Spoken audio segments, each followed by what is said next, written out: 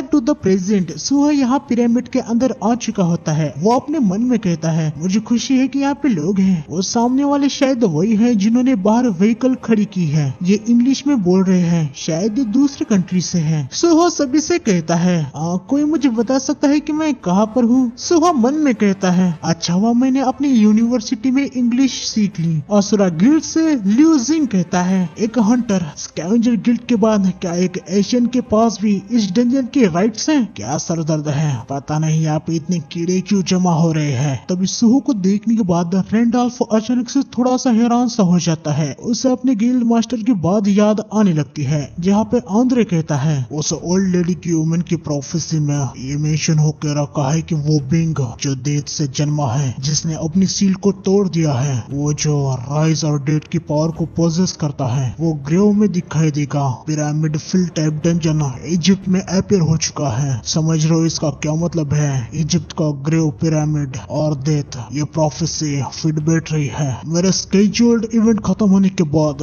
उस गिल्ड के राइट्स मेरे पास लेके आना ताकि मैं उसको रेड कर पाऊँ। रैंडॉल्फ आंद्रे से पूछता है अगर कोई दूसरा गिल्ड बीच में आए तो हम उनके साथ क्या करें, हमें प्लीज बता दीजिए। तो मैं मुझे पूछने की जरूरत है क्या? स्कैवेंजर गिल्ड हमेशा जो रास्ता यूज करता है वो सही यूज करो, समझ गए? यहाँ पे रैंडॉल्फ सुहो से कहता है तुम अगर तुम हंटर हो और इस डंजन के लिए आए हो तो तुम्हारे लिए लास्ट वार्निंग है, निकल जाओ यहाँ से। अगर तुम जाने के लिए मान जाते हो तो मैं तुम्हें जाने दूंगा। सुहो अपने मन में कहता है क्या ये एक डंजन है? उसने अभी जो बोला वो काफी अग्रेसिवली बोला। अगर ये डंजन है तो मेरे पास तो कोई चॉइस नहीं है, मुझे अर्जेंट क्वेस्ट को कंप्लीट करने के लिए इसे क्लियर तो करना ही होगा। सुहो रैंडॉल्फ से कहता है क्या होगा अगर मैं मना करूं? रैंडॉल्फ सुहो पे अटैक कर देता है और उससे कहता है आसान है, मुझे बस तुम्हें खत्म करना होगा। रैंडॉल्फ सुहो पे हमला कर देता है पर सुहो उसके अटैक को डॉज कर देता है और उससे कहता है अब तुम हो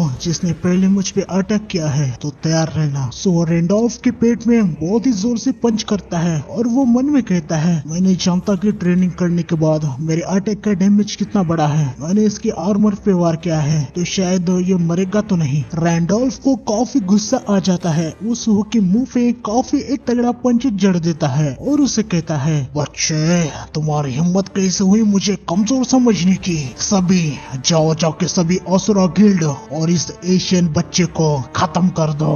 एजिल और क्रे फाइट के लिए रेडी हो जाते हैं। एजिल कहती है यंग मोनार्क को चोट पहुंचाने की आखिर तुम्हारी हिम्मत कैसे हुई?